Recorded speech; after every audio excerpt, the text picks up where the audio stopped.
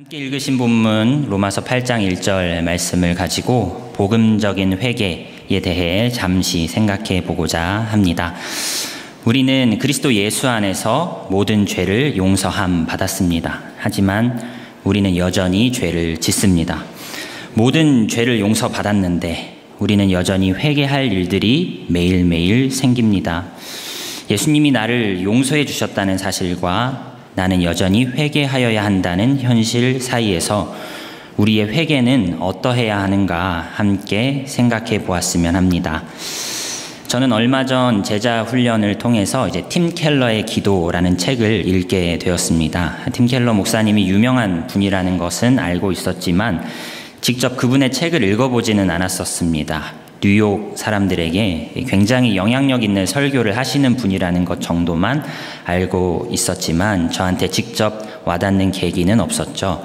하지만 저는 기도라는 책을 통해 팀 켈러 목사님이 기도에 대해서 굉장히 신학적이면서도 실제적으로 설명하시는 모습을 보고 예상치 못한 감격과 깨달음을 얻을 수 있었습니다.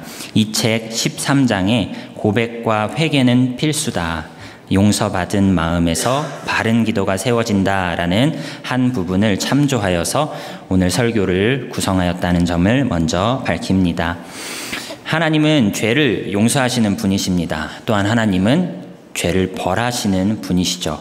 어떻게 이 명제가 둘 다 가능할 수 있을까? 때로는 성경을 보면서도 혼란스러울 때가 있습니다. 어떤 때는 용서하셨다가 어떤 때는 벌하셨다가 누구는 별 잘못도 아닌 것 같은데 벌하셨다가 누구는 큰 잘못인 것 같은데도 용서하십니다. 하나님의 사랑은 무조건적인가 조건적인가 고민이 됩니다. 여러분, 하나님의 사랑은 무조건적입니까? 조건적입니까? 예수 그리스도께서 율법의 모든 요구를 충족시키셨다라는 점에서 조건적이시고 예수 그리스도께서 율법의 모든 요구를 충족시키셨기에 우리에게는 어떤 조건도 달지 않으신다는 점에서 우리에게는 무조건적이시죠. 율법의 의무는 예수께서 다 지시고 율법을 지킨 것으로 인한 복은 다 우리에게 주신다라는 것입니다. 예수를 화목제물 삼으사 우리를 의롭다 해 주십니다. 로마서 3장 말씀에 이 예수를 하나님이 그의 피로써 믿음으로 말미암는 화목제물로 세우셨으니 자기의 의로우심을 나타내사 자기도 의로우시며 또한 예수 믿는 자를 의롭다 하려 하심이라. 예수가 화목제물 되심으로 그 조건을 다 충족하심으로 우리는 무조건적인 하나님의 사랑을 받는다는 것이죠. 전지전능하신 하나님께 가장 어려운 일이 있다면 여러분 무엇이라고 생각하십니까? 그것은 바로 죄를 용서하는 일일 것입니다. 죄를 용서하시기 위하여 하나님께서는 자신의 독생자를 내어주심으로써 우리의 죄를 사하여 주셨습니다. 하나님은 천지를 창조하실 때 무엇으로 창조하셨죠? 말씀으로 창조하신 분께서 죄 용서를 말씀만으로 하지 않으시고 십자가 지심으로 자기 아들을 십자가 지도록 내어주심으로 하셨습니다. 전지전능하신 하나님께 아주 어려운 일이 있다면 그것은 죄를 용서하는 일일 것입니다. 일전에 저는 신방을 가서 다음에 본문을 읽고 설교를 했던 적이 있습니다.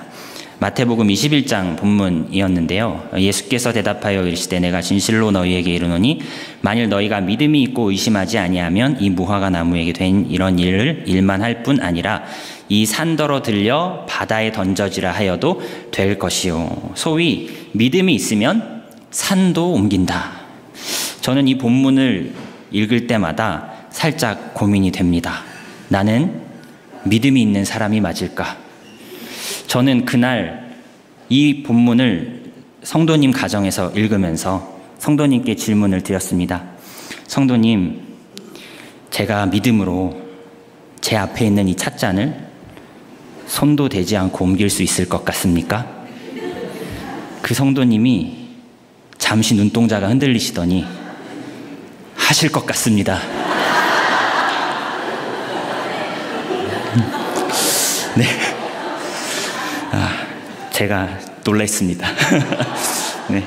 이 본문은 믿음의 위력이 얼마나 대단한지를 보여주는 본문이라 할 수 있죠. 우리의 믿음으로 하나님 앞에 의롭다함을 얻었습니다. 믿음으로 하나님의 의롭다함을 얻었어요. 산이 옮겨지는 기적보다 더 어렵고 놀라운 기적이 일어났습니다. 세상을 말씀으로 창조하신 하나님께서 우리를 의롭다 하시기 위하여 자신의 독생자를 내어주셨죠. 하나님께는 산을 옮기는 것이 나의 죄를 용서하는 것보다 훨씬 쉬운 일이셨을 것입니다. 그 어려운 일이 믿음으로 말미암아 일어났다는 것이죠. 하나님의 용서는 손바닥 뒤집듯 쉽게 된 것이 아니라는 것입니다. 우리는 하나님 앞에 죄를 회개할 때 나에 대한 하나님의 사랑이 거두어지는 것은 아닐까 두려워함으로 회개해서는 안 된다는 것입니다. 예수님의 핏값으로 용서하셨습니다. 변하지 않는 사랑으로, 산보다 무거운 사랑으로, 산은 변해도 변치 않을 사랑으로, 동해물과 백두산이 마르고 닳는다 하여도 변함없는 사랑으로 예수의 보혈로 우리를 용서하셨습니다. 내 스스로 자학하듯이 회개하여야 하나님이 들어주시지 않을까? 얼마나 내가 힘든 모습을 보여야, 얼마나 내가 후회하는 모습을 보여드려야 주님 나를 용서하실까? 그런 분이 아니십니다. 하나님과의 관계를 율법적으로 생각하지 마시기 바랍니다.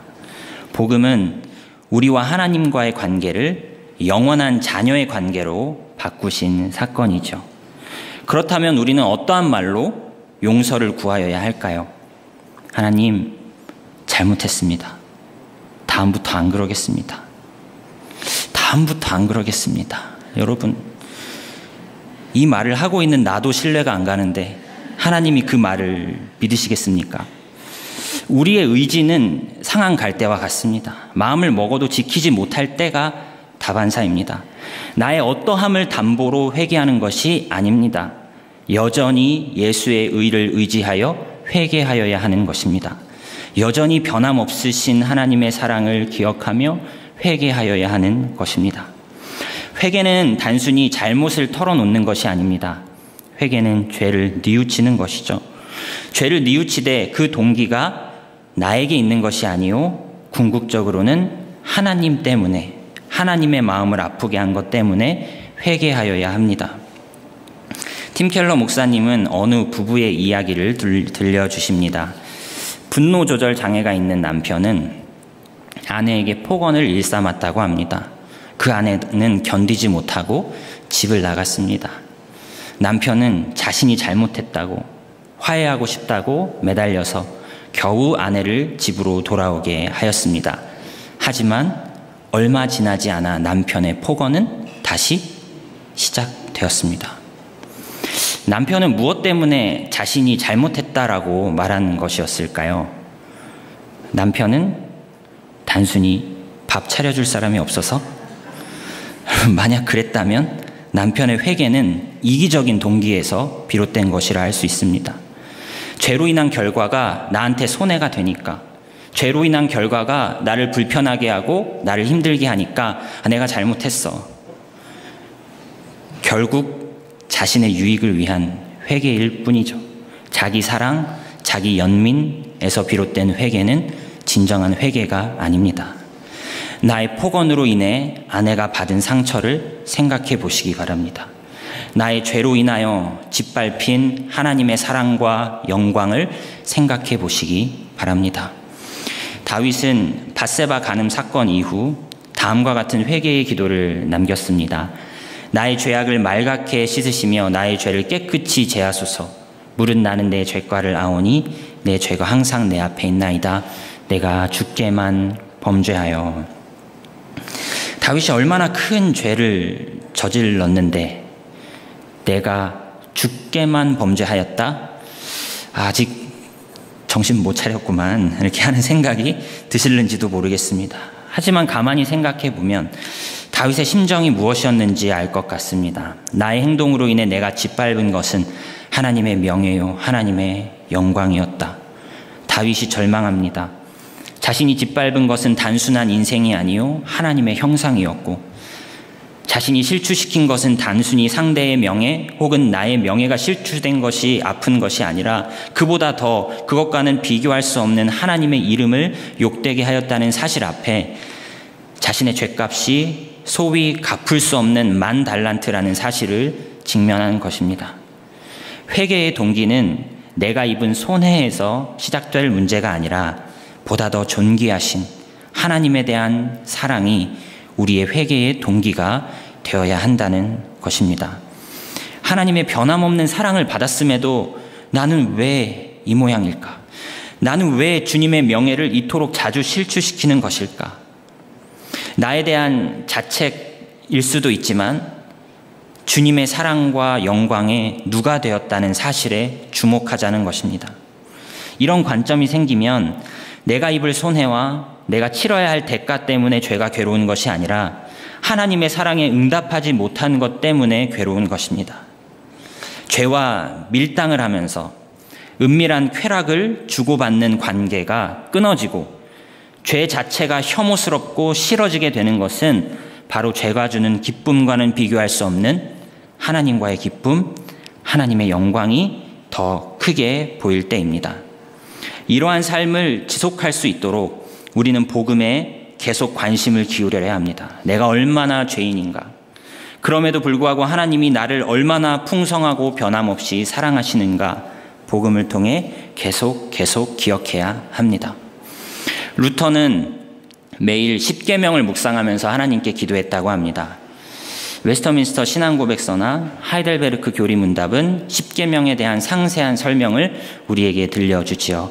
내가 얼마나 죄인인지 우리는 율법을 거울로 삼아 주목하고 잊지 말아야 할 것입니다.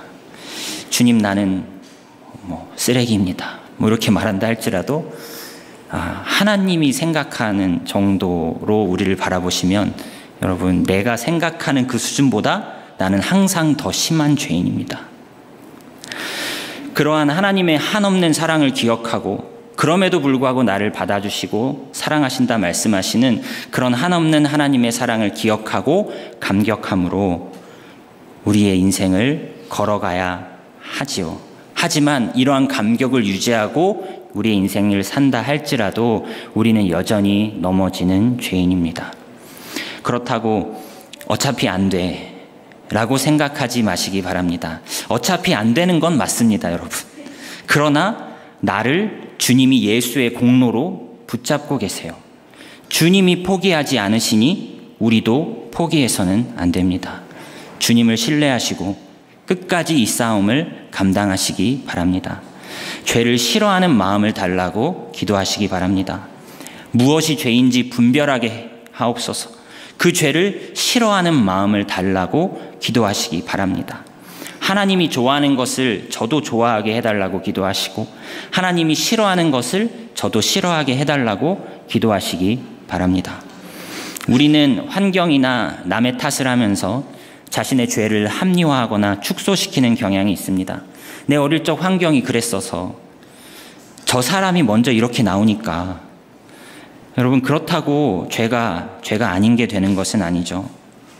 그리고 이렇게 말합니다. 나보다 더한 사람도 있는데 이 정도면, 나 정도면 괜찮은 거야 라고 생각하기도 하죠. 나는 적어도 아내에게 손찌검은 안 한다. 나는 폭언만 할 뿐이야. 저는 폭언도 안 해요. 단지 비꼬고 놀릴 때가 종종 있을 뿐이죠. 사람은 자기보다 못하는 사람을 떠올리고서는 자신은 그보다는 나은 사람이다 라고 안심하는 경향이 있습니다. 그리고 실제로 자신보다 나은 사람을 보면 시기가 나고 마음이 불편해집니다. 그리고 그 사람의 동기를 왜곡시키고 비난하기도 하죠. 저는 저보다 하나님을 사랑하는 마음으로 자신의 삶을 제 생각하는 수준 이상으로 하나님 사랑하는 마음으로 자신의 삶을 관리하는 사람을 알고 있습니다. 그 사람은 자신의 삶을 정결하게 지키고자 힘쓰고 애쓰는데 그 이유는 하나님을 사랑해서입니다. 그 사람은 제게 시기의 대상이 되기도 했지만 그 사람의 진심을 알기 때문에 존경의 대상이 되었습니다. 제가 생각하는 수준 이상으로 하나님을 사랑하는 마음으로 자기의 삶을 관리하고 있는 저의 시기의 대상이었으나 이제는 존경의 대상이 된 그 사람은 바로 저의 형입니다. 제가 이걸 이 대목을 넣을까 말까 고민했어요. 왜냐하면 한편으로는 집안 자랑이니까. 네. 여러분이 이런 사람이 되시기 바랍니다. 나의 삶을 볼 때, 저 사람은 하나님을 사랑하는 마음으로 작은 것조차 허투루 생각하지 않는구나. 도덕적인 범죄가 아니라 할지라도 하나님을 사랑한다면 우리가 멀리 하여야 할 일들, 우리가 끊어내야 할 습관들이 얼마나 많은지요. 뭐 그런 것까지 생각하면서 피곤하게 사냐? 아니요. 사랑하면 그 일이 피곤하지 않아요. 피곤해도 좋습니다. 피곤해도 난 이렇게 할 겁니다. 평생 그렇게 할 거예요. 팀 켈러 목사님은 존 오웬의 기도를 소개해 줍니다. 오웬이 본보기로 제시한 독백에는 반드시 이런 짓을 그만두겠습니다 라든지 천벌을 받아 마땅한 인간입니다 처럼 회개를 한다면서 결국 자기 중심적인 속성만 살찌우는 표현이 없다. 대신에 이런 고백이 자주 등장한다. 죄의 형벌을 영원히 면제해주는 예수님을 어쩌면 이렇게 나는 홀대하는 걸까요? 나를 무조건적으로 사랑하시는 분께 어떻게 이런 대접을 난 한 걸까요? 주님은 내 죄를 용서하시기 위해 목숨까지 버리셨는데 어째서 나는 남을 용서하지 못할까요? 주님은 자신을 내주며 진정한 안전과 참다운 재물, 참다운 재산이 되셨는데 내 어찌 몇 푼 돈 잃어버리는 게 두려워 노심초사할 수 있단 말입니까? 나를 구원하시려고 하늘의 영광을 버리고 오신 주님 앞에서 어떻게 교만한 마음을 품고 낮아지는 것을 왜 이렇게 힘들어하는지 모르겠습니다. 복음적인 회개란 무엇입니까? 나는 내가 생각하는 것보다 항상 더 큰 죄인임을 기억하고 내가 생각하는 것보다 항상 더 큰 하나님의 사랑이 있음을 기억하는 마음으로 하나님의 영광에 누가 되었다는 사실로 인하여 죄를 미워하는 마음으로 기도하는 것입니다. 하나님의 사랑이 결코 가볍지 않다라는 사실 앞에 감사하고 그 사랑을 내 평생 헌신해도 다 갚지 못할 것이라는 사실 앞에 나의 의를 내세우려는 의도를 포기하시기 바랍니다. 평생 주를 위해 살아도 다 못 갚을 사랑임에도 여전히 실수하고 여전히 삽질하고 여전히 넘어지는 이 인생을 주님께서 흔들리지 않는 사랑으로 붙잡고 계시다는 사실을 기억하며 주님 감사합니다. 주님 죄송합니다. 한없이 기뻐하시고 한없이 슬퍼함으로 살아내시기를 바랍니다. 나의 의로 승부하려는 알량한 자존심을 버리시고 주님의 은혜만을 의지하시기 바랍니다. 주님이 주시는 사랑을 받으심으로 주님의 기쁨 되시기 바랍니다. 주님이 이렇게 해야 내가 기뻐 라고 하시는 게 뭡니까? 예수의 의를 믿어. 그게 나의 기쁨이야 하는 이 방식에 여러분 전심으로 화답하시기를 바랍니다. 나의 의가 아니요 오늘도 주님의 은혜만 의지하여 주님 영광만 높이시는 그런 삶, 그런 회개의 생활을 해나가시는 저와 성도님들의 복된 삶 다 되시기를 주님의 이름으로 축원드립니다. 기도하겠습니다. 살아계신 하나님 아버지,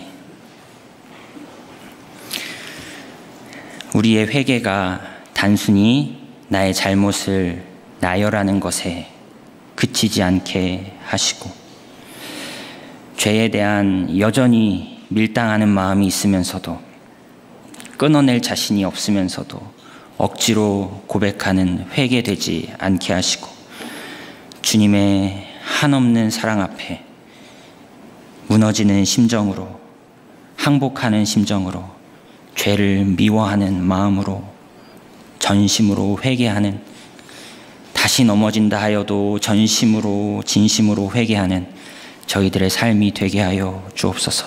아무리 정신 차리고 살아도 주님의 은혜에 보답할 수 없는 인생을 주님 예수의 공로로 산보다 더 변함없는 사랑으로 우리를 품어주시는 것을 기억하게 하시고 주님께 감사하는 마음으로 주님 앞에 여전히 겸손한 마음으로 주님 영광만을 찬양하며 사는 저희들의 복된 삶 다 될 수 있도록 주님 인도하여 주옵소서. 감사드리며 예수님의 이름으로 기도드립니다. 아멘.